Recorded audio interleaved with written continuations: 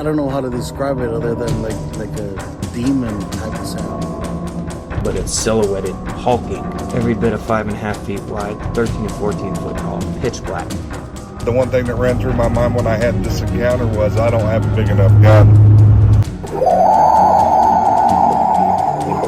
Your host, two-time witness and field researcher for more than 40 years, William Jevning. Welcome to Creek Devil. Welcome to the Q&A, everyone. Tom, what do we got on the topic today? We have questions from our listening audience, and I want to thank you guys. Send those questions to us, because remember, this show is your show. It's not ours. So just send them to questions@creekdevil.com, and we're here to answer them. I want to thank you for that. I just also want to say real quick, if you like the show, let us know. This makes Google, YouTube, and specifically us very happy. So you do a like, subscribe if you haven't subscribed already, and you can take it to the next level for as little as $1 a month. You can subscribe and become a YouTube member, not a Patreon member. Just go to patreon.com/CreekDevil, or if you're watching us on YouTube, click the link in the description, follow your nose, and we get people in there, and I want to thank them very much for doing so. That said, gosh, where do I start? I got quite a few excellent questions. Okay. Brian wants to know, and it's a good question. We don't like to necessarily, either confirm or attack other shows out there. They're doing what they do, but his question is, why on Expedition Bigfoot you never hear the Bigfoot growl at the members of the team, and very seldom do you hear vocalizations when people always say Bigfoot growled at me and then roared? I cannot answer. I can't speak for another group out there, somebody else doing their stuff. Well, I can only talk about our experiences. I'll give you my opinion. It's just my opinion is that they're not close to the creatures. They might think they are. They might say that for the camera, but in reality, they're not. I don't know. What do you guys think? Wait a second. You're telling me that you've got to be close to the creatures to hear that? Well, I've been close to one and growled at one time. Yeah, it was close. A lot closer than I wanted it to be. Right? I think some of that has to do with, you've got all these people, you got camera crews in there, you've got sound crews in there, you've got producers in there, and I think a lot of that kind of stuff kind of scares them off. Yeah, I'd agree with that. What I'm waiting for is, they got the camera crew, you got your expedition out there, and then, hey, where's John? He was here a second ago. What I'm waiting for is you have the episode where they hear something and then the cast members are running off with their little package of Depends.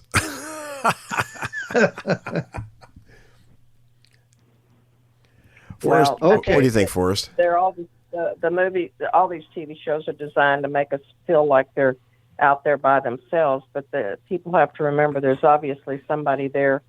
Just like Chuck said, doing the sound and filming and everything else. So they're not by themselves.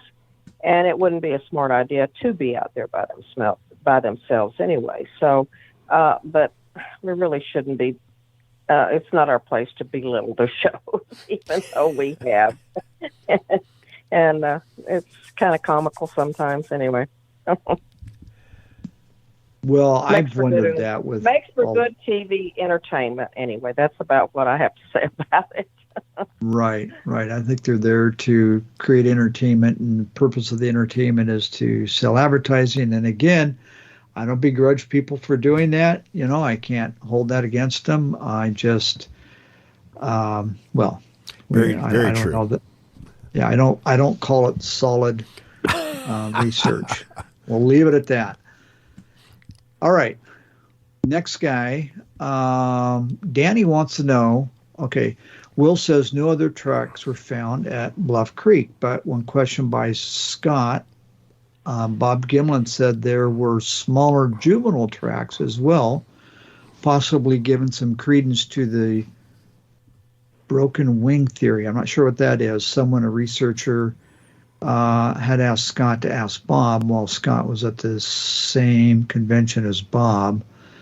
So I want to try to distill a question out of here. And the question I'm going to distill out of this, and Danny, I apologize if I don't get it right, but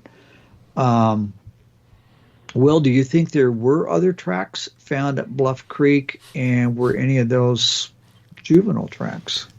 Well, to me, that's a flat no, and I'm going to tell you why.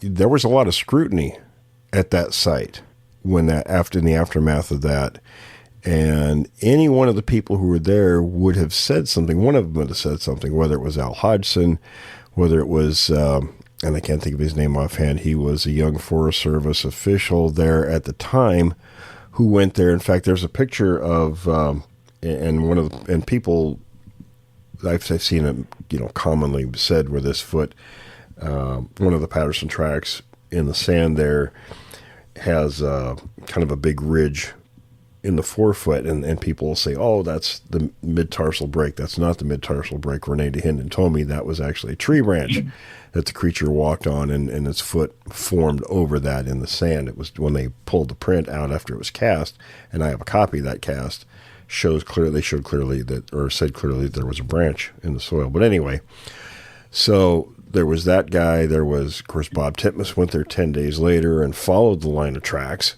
and searched the area. There was only the 14-inch tracks from the Sasquatch, and of course Patterson and Gimlin themselves. Now Gimlin may have made that comment to the person, maybe had something else, another situation in mind, but there weren't juveniles at that day at that site. There were two other adults in the area, and they said that they didn't know. And I asked Gimlin years ago about that. I said, how come you guys didn't follow the line of tracks? And he quickly responded that we didn't know where the other two were.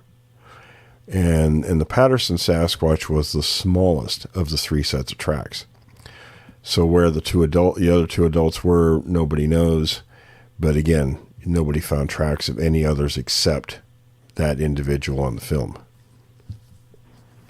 Okay, can I jump in here? Sure. Tom, what they're talking about the broken wing theory is when and several different types of bird species that especially ones that nest on the ground, the mother bird will pretend that she's got a broken wing, and if there's a predator around, she'll actually hop off, giving the impression that she is actually injured, which leads the predator off away from the nest and her fledglings. Now, awesome. I knew that. I just didn't know that was the broken wing theory. So, addressing I actually saw that video with Bob making that comment. So that's all I have to say about that, about seeing a juvenile track. So, yeah, I think he may have been thinking something else, when I asked that question, because there were too many people there that searched the area and looked at the tracks and photographed the tracks. They would have seen something else. I mean, something else would have come up about that. Well, one thing that you said, Will, that deserves a little more discussion, and that is, time and time again, and I find it interesting that Gimlin and Patterson picked up on this, and that is, we knew there were others there, we just didn't know where they were. And isn't that the case? Well, they didn't pick up on it. It was a matter of fact. When the tracks were first found in August, by the loggers, there were 3 sets of tracks on the roads. That's how they knew, that there were 3 different sizes, and how they knew that later on that the Patterson track was the smallest of the 3. Green and Hinden went down, from Al Hodgson calling him, saying, hey, there's a fresh track find here. They went down with a tracking dog. By the time they got there, it rained, so it was kind of a worthless attempt, but they did see the impressions. And then when they left, Al Hodgson called and talked to Mrs. Patterson, because Bob and Roger were in Mount St. Helens area in the field.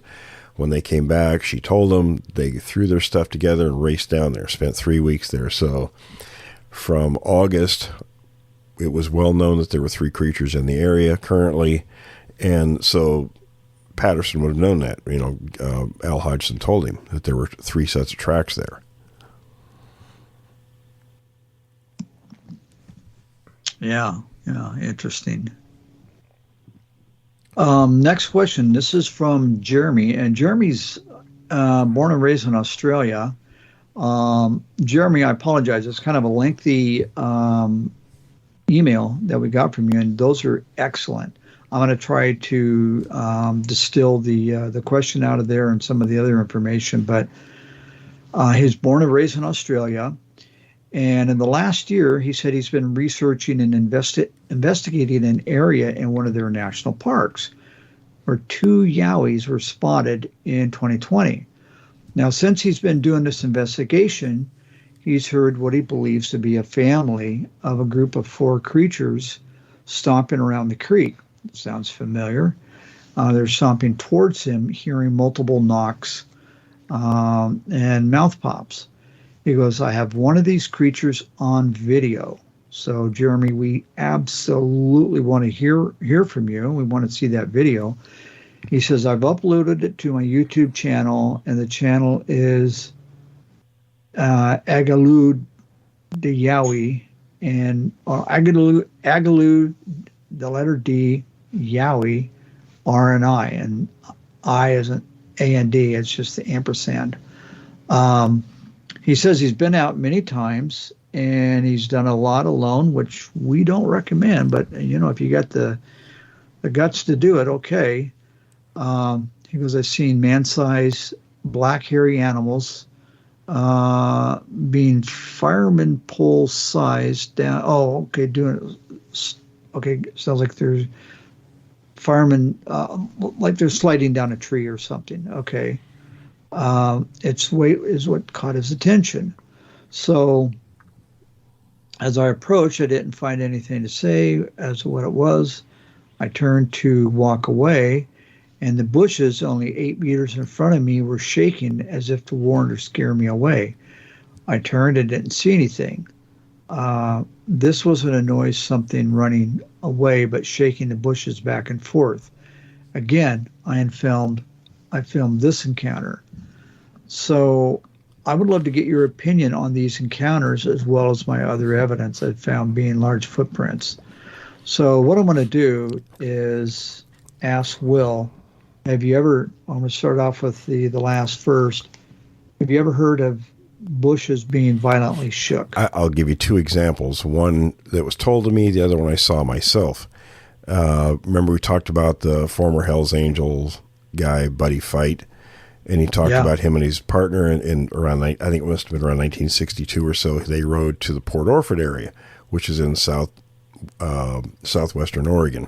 Very big area of activity, and they had one of the creatures come down the slope. They thought it was a person. When it got to the edge of the firelight, it grabbed the saplings on either side of it and thrashed them violently and screeched at them. Back when I was about 10 years old, I saw this myself. We didn't see what was doing it. You couldn't see because the brush was so thick. You couldn't see the source of what was thrashing the brush violently. But it was big. It was out in front of us by our barn. Our cows were all in the barn, scared, staring out at the tree line, whatever was doing this. I know at the time we thought maybe it was a bear, but there was no bear that was doing that, looking back on it. It was so violent. I can't even begin to describe it. And that's not the only one. We've heard this many, many times of the creatures violently shaking trees, and there's no wind. It's just a very localized windstorm affecting these 2 bushes. It's a hell of a sight when you see it. Let me tell you. Yeah, and shaking them back and forth. So he filmed that encounter, and so that's our opinion. So I guess the answer, Jeremy, is it sure sounds like it. He also found footprints in the area. This is interesting. He also mentions being a very rational person on this subject. He proceeded to walk over to where he saw this to rule out a large burnt stump or deadfall. and there was a huge black mass on average, man size, with blurry edges being here to his eyes. And that's where he said, as he approached to see what it was, I turned to walk away, only have the bushes violently shake. So I would say conclusively, especially taking everything in its totality, yeah, it sounds like you had an interesting encounter with the Yowie. And I only wish that the Yowie, and I hope this is starting to turn around, would become more accepted in Australia. Because last time we talked to the folks there, they said it's one of those things that's not as accepted as it is here in America. So, Forrest, wouldn't you think that's a very primate-like display? Oh, yes, definitely. Most definitely.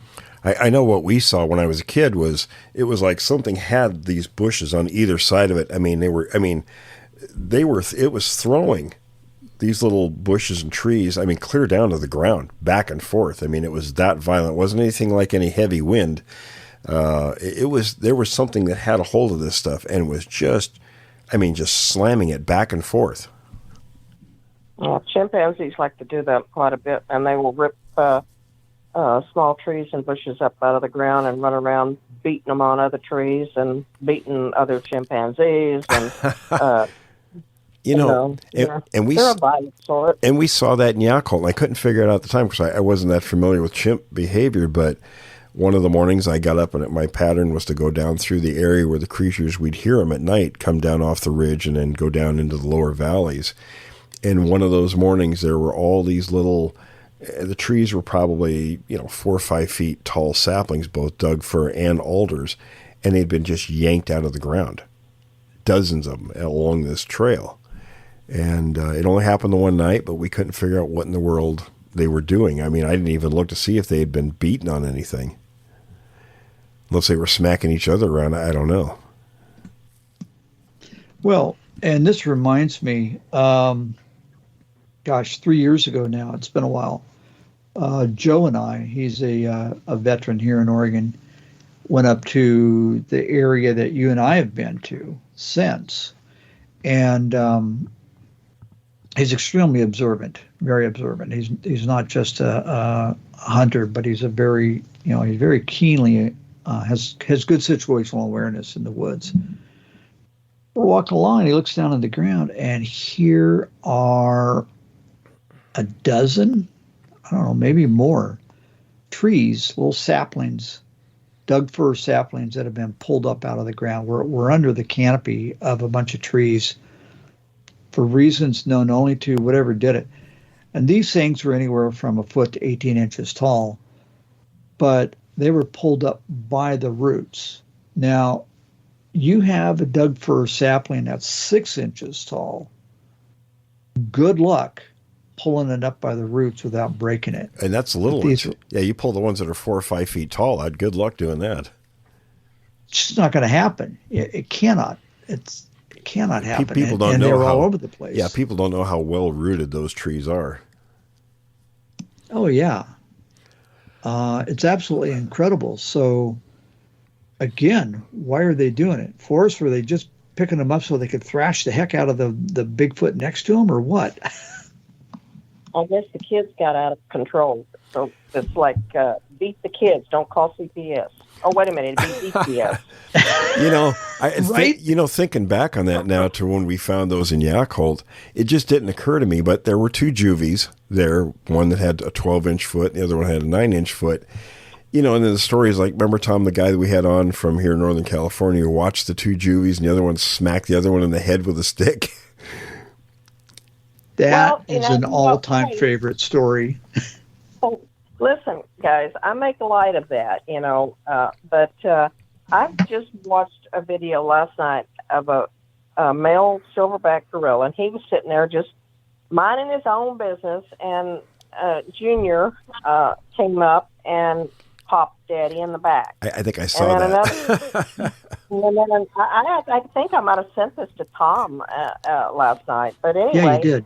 I got it. Chuck or somebody, I don't know. But then the other juvie that was sitting there, he pops dead, and they did it 2 or 3 times. You know, they do it and then they run off. You know, out of Dad's reach. You know, and then finally he gets up and he the littlest one was the one that was really the leader of the pack, and he kept doing it. Well, the one that was slightly larger, he was closer and wasn't paying any attention, and Dad smacks him, and he kind of goes tumbling over. Well, then they were all over the place and chasing each other.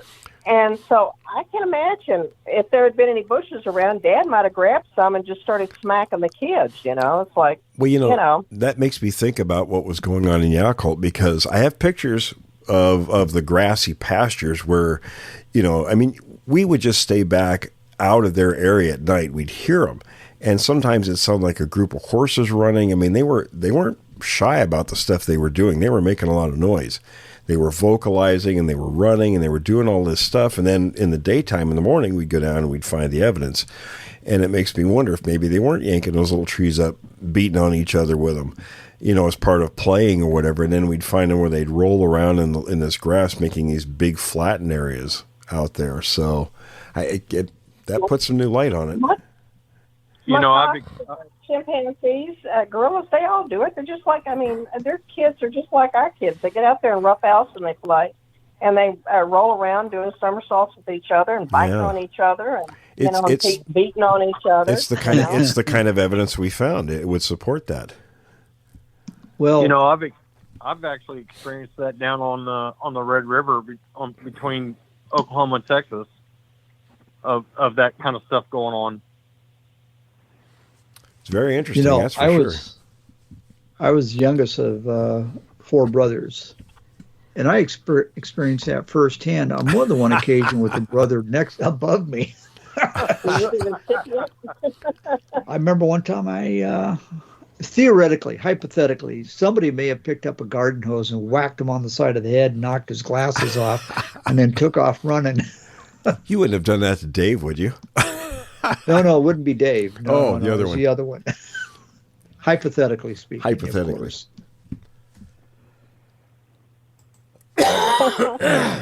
So, yeah, I can relate to that. Okay, what do we got next? Okay. Derek wants to know, he would love to know the crew's thoughts about, it's been theorized with the UFO phenomenon that there could also be an active disinformation campaign surrounding Sasquatch. The outlandish stories are being intentionally spread around to paint the topic as absurd. Is there evidence to suggest that there are various characters involved with the topic that they may be paid disinformation agents? And why is this such a taboo subject or topic with the people in general? I'd love to know your thoughts on this. Well, I was told there is, in fact, even a TV show that does that. But I won't specify. I know which one it is, and I think, Tom, you know what I'm talking about.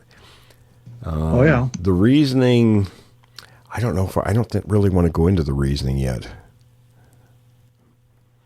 Well, wait a minute. Are we talking about Bigfoot exiting UFOs? Is that what we're talking about? No. About misinformation being put out there about the creatures. So kind of a psyops thing. Yeah, right. Well, isn't that kind of misinformation? I mean, we hear people say, oh, they came out of a UFO. Oh, that's definitely one of them. The aliens brought them. Yeah, that's definitely one. But they're also, and I don't want to go too much into the TV show, but it was designed, and I was actually grilled about it by somebody, one of the Mr. Blacks that I know, and he said the whole purpose of that show was designed around this misinformation, and what it actually gets people to do, because everybody can join in on the behaviors that the cast of the show do, and that's all I'm going to say about that. We've been contacted on more than one occasion on something that we could only categorize as a campaign of coordinated opposition to our show. And it's not the only one. It's not the only one, yeah. Because you remember what happened around Carol's property as well. There was an individual that was doing that there, trying to debunk what was going on, and the person was completely 100% off. So it's organized skepticism, and he was pretending to be somebody in the government and all that sort of stuff. Correct. So, yes. anyway. Yeah. Correct. Now you have to ask the question: was the guy actually part of the government, or was that part of the misinformation? Well, and don't forget that he came down here to my ranch, and he cleaned up my situation too. Oh yeah. Plus, well, he needs to get his behind back down here because he didn't do a very good job. Well, so, and how much did you have? It was the government. He was representing the government, right? Yep. So we know how the government does that. And he put the game camera there. Don't forget the game camera. Yeah, I guess so. Well, now maybe he did. I don't know. Forrest, how much money did you have to pay him to do all that? There. Huh? Forrest, how much money did you have to pay him to do all that for you? Oh, honey, it was a fortune. Yeah, I wrote him a check and it bounced all the way to the bank. I guarantee you. Well, it was I didn't pay him a damn thing. It's a small fortune, and if you want to know how to make a small fortune in this business, you know how to do that. You start off with a large fortune. Large one. Yes.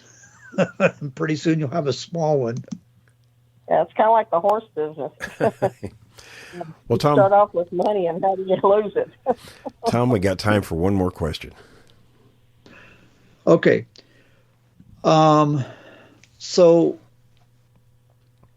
this gentleman wants to know, okay, hey, Will and group, I have a question for you in regards to individual primate behavior. I can't understand how or why this takes place. I have two particular research areas where just one, our sole investigator, and the only hangout isn't, it's part of a group. It sounds like it's just 2 miles away from their third area. It's been going on for years. I definitely know of individuals who are alone, and they can always be found just in these areas. I have heard that these individuals, which is a younger adult male, they'll call out to a main group, get female responses from the main group until a bigger male calls back from the main group and all the vocalizations stop. So he wants, I think what he's asking is this a behavior of dominant behavior in primates? But is it normal primate behavior to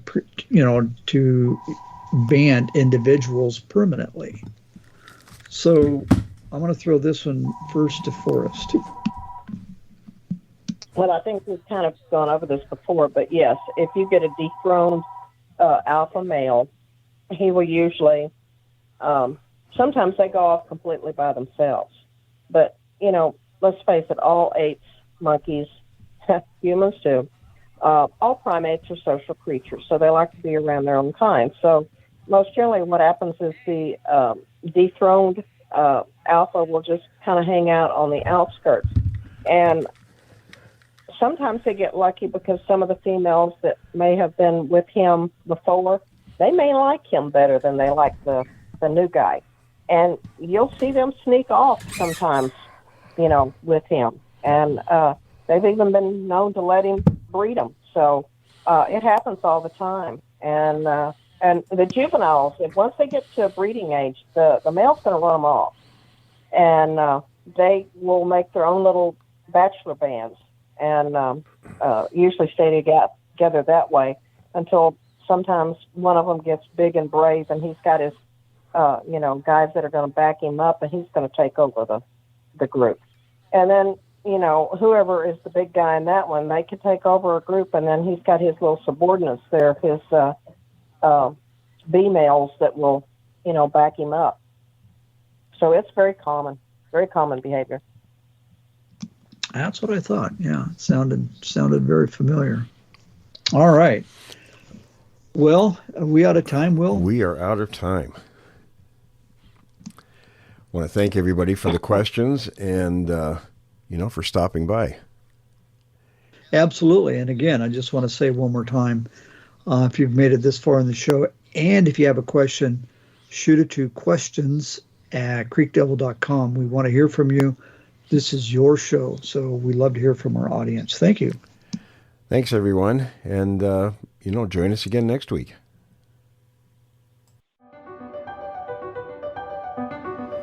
Thanks for listening to this episode of Creek Devil. If you or anyone you know has had an encounter with these creatures, please contact us at williamjevning@yahoo.com. That's William, Jevning, @yahoo.com. All communication is confidential. Join us for another program next week. And until then, keep your eyes open.